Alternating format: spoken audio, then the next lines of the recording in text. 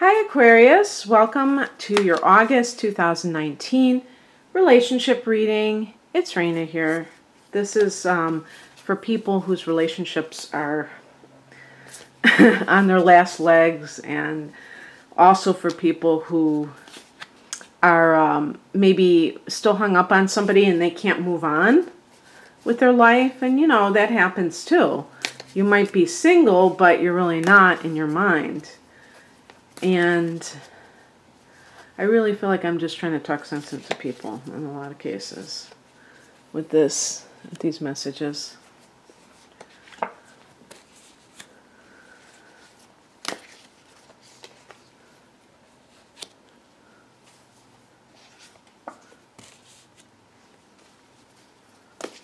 This is the Wild Unknown Tarot deck.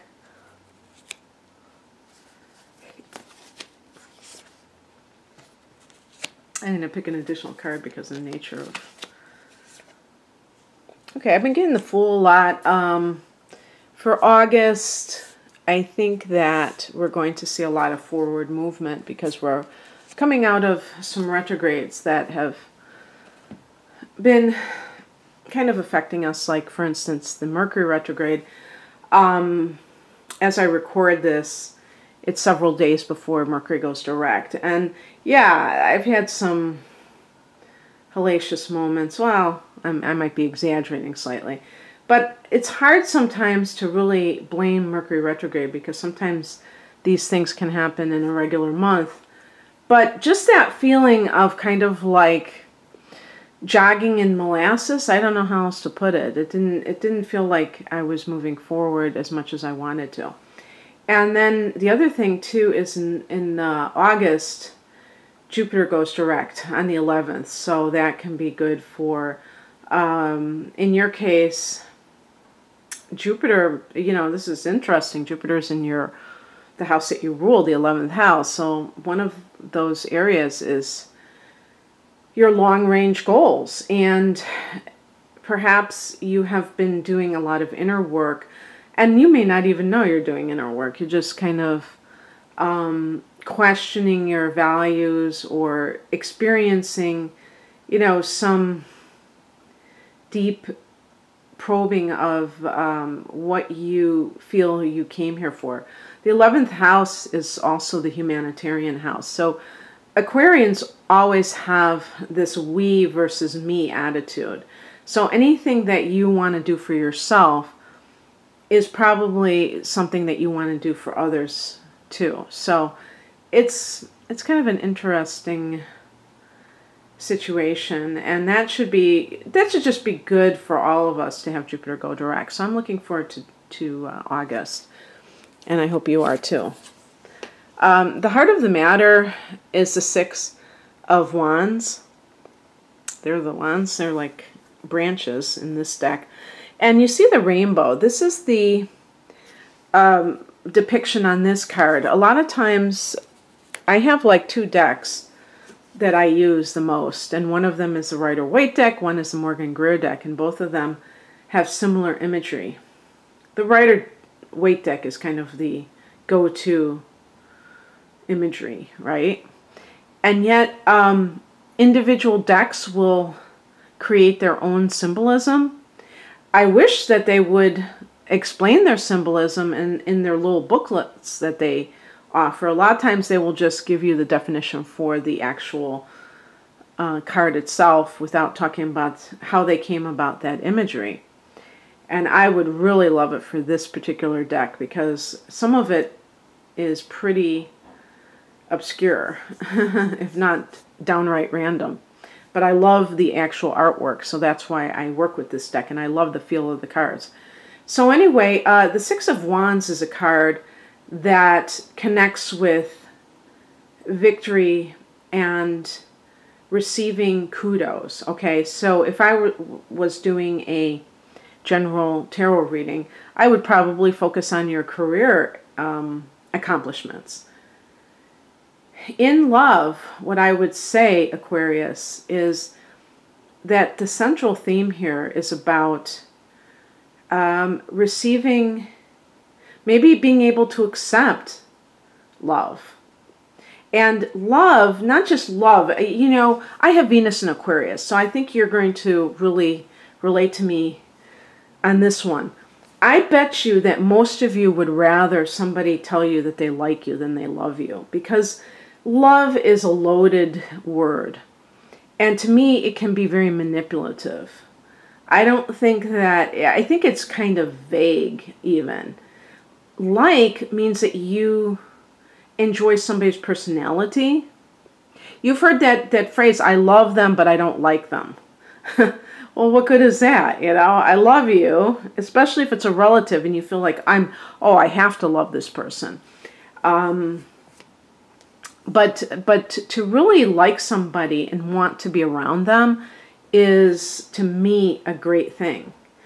And the thing is that you want to have a partner who feels that way about you, right? And yet, Aquarius is very non-discriminatory. So you don't, you know, like, you are not known for being judgmental. So you may not even really perceive this, that somebody is quite, I don't want to just say outright rejecting of you, but there's this part of you that they always find fault with, or they make comments about. And because you're not emotional, and this is just the archetype of Aquarius, you may kind of like let it just kind of like fall off your, you know, fall off your back. I don't know what that saying is. Roll off your back, right? And you may not really take it to heart until you realize that the person just doesn't have the proper respect. But you have to have that self-esteem to be able to appreciate that quality. And it may not be because you're pathetically insecure. It may be because you don't want to focus on yourself. You want to make it about everyone, not just you. And sometimes we have to focus on ourselves. Otherwise, it's too imbalanced. In the past position, we have the Three of Pentacles. The number 3 in relationships can indicate a third party. And again, you know, when I think of Aquarius, I think of a sign that isn't particularly jealous. And so even cheating may not be a deal breaker for you. You may kind of like see through that and brush it off and think it's not that big of a deal. You may not want it. You may not want that person to cheat, but you're not really going to see it as the end of the relationship. As you can see, I live by a train, and even if I were to close a window, you would hear that. So I apologize.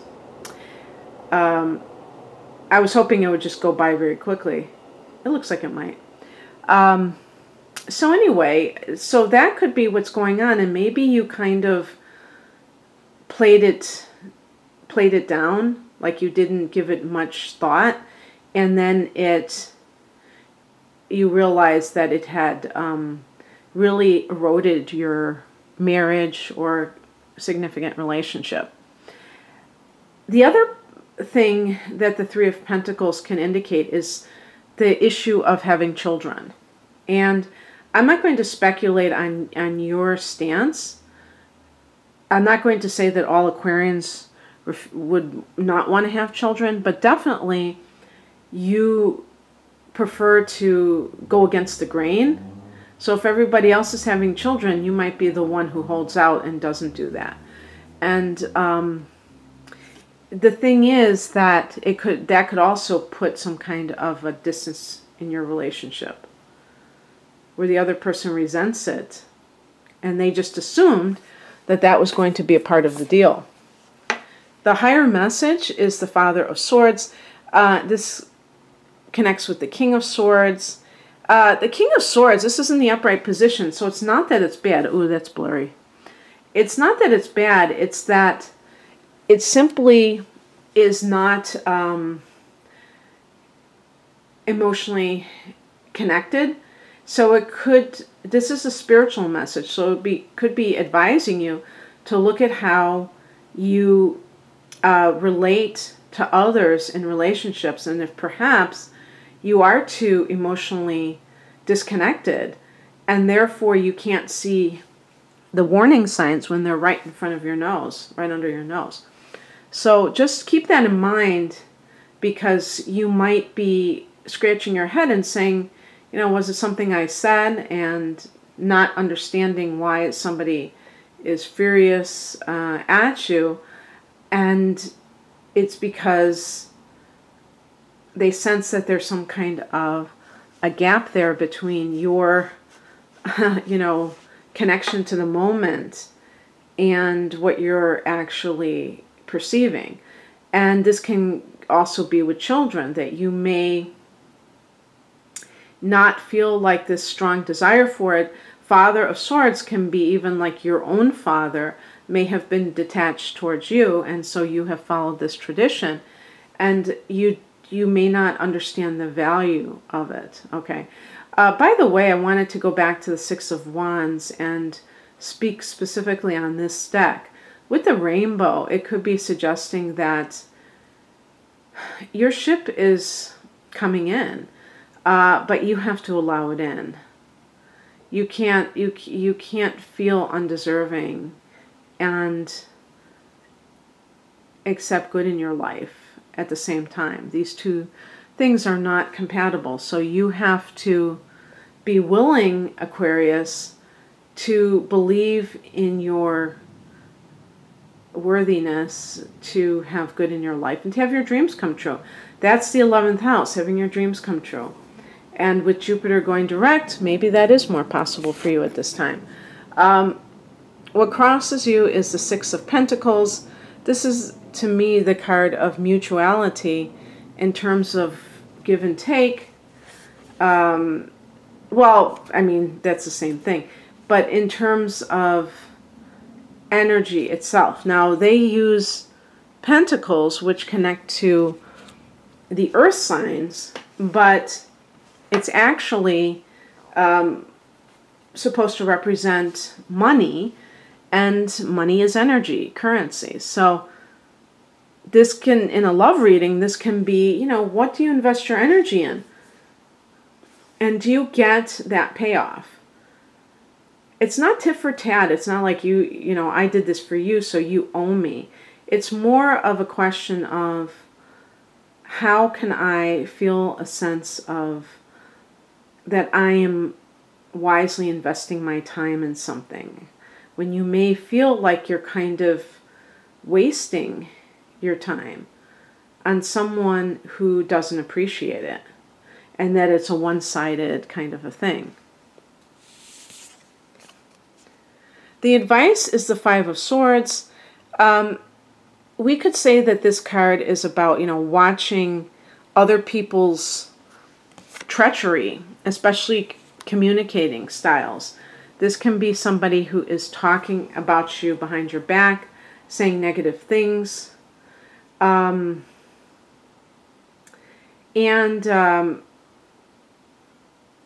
a relationship where perhaps somebody is cheating on you, this could be that they are smearing you. They call it the narcissistic smear if the person's actually a narcissist, but there's a good chance if they're cheating and they're doing so without kind of like any kind of guilt, and maybe for some purpose that involves trying to hurt you or what have you, to get a reaction out of you, is that they may be telling another person these things are untrue about you.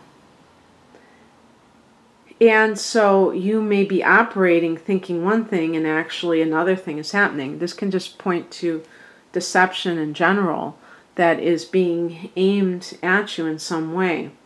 So just be aware that it's important to read between the lines. Again, you may even want to believe the best in another person, and you don't really want to delve too deeply into it, perhaps, because then it would mean drama. It would mean you would have to face the music. So I did pick an additional card because let me put it this way. I correct myself. This was supposed to be the outcome card, but I did pick an additional card. The outcome is the Three of Swords, which is another 3, just like we had before. But this one with swords is connected to rejection. So it can feel like on your end, you may be seeing this situation as something that is an affront against you. And what I would advise,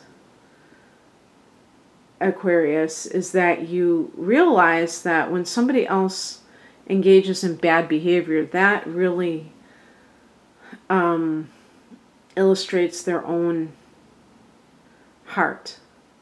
So there's no reason to feel bad about another person's bad behavior. They may be doing something because they don't know how else to act. That's just their default position. And if you feel rejected because maybe even if they were to leave you to be with the other person, you would be like totally missing the boat. That person who leaves could easily come back, and at that time when they come back, if you are rehabilitated enough, you will probably not want anything to do with them because you will see how destructive they are. So I did pick an additional card to kind of clarify things, but also because I don't end the note on certain cards. And I got the Fool card. So I've been getting this card. And this is like absolutely new beginnings. And actually, this card connects to your ruling planet Uranus. So it suits you on that level. So this is about doing your own thing and going on your own path. And maybe, who knows, we do have a couple of pentacles here. Maybe you were trying to fit into a life that just didn't fit you.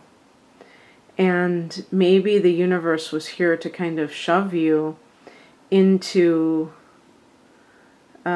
being more true to yourself. And of course, we're coming off of the eclipses, so that may certainly come into play quite easily. So this is about, embarking on a new journey in life. And you are having a full moon in your sign in August. So that could be the power wash before your new chapter. Okay, that's what I have for you, Aquarius. If you'd like a personal reading, the link is below. My website is rainandmoonastrology.com. Take care. Bye.